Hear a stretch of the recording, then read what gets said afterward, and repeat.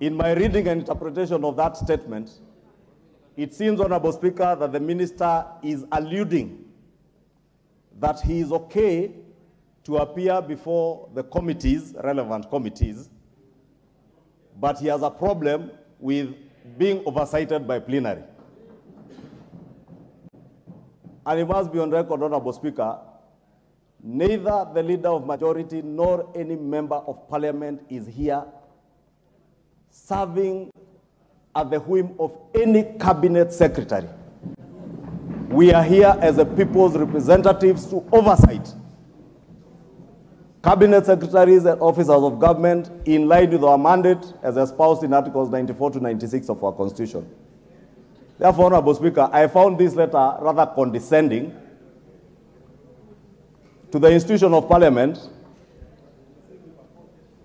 And when a minister says that we are raising issues on hearsay, it is only fair, not to the leader of majority or to the Honorable Anjiku Muhia who raised that issue and the other members who spoke to it.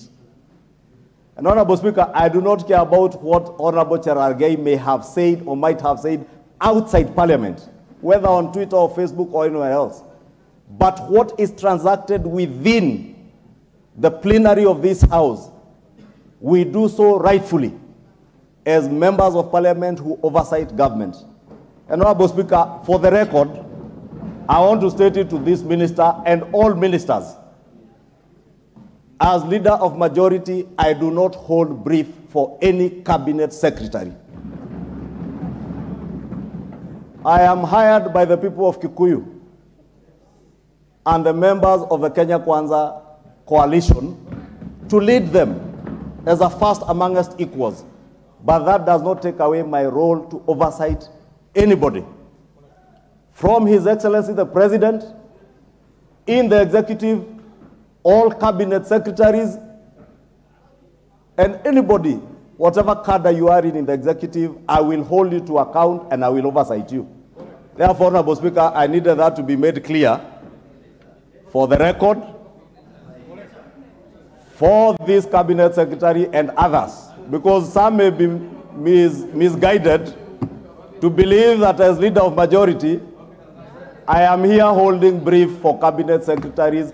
When it comes to matters of accountability, I will hold you to account as if I am the leader of minority. I will hold you to account the same way a member of ODM or WIPA would hold you to account, because that is my mandate, Honorable Speaker.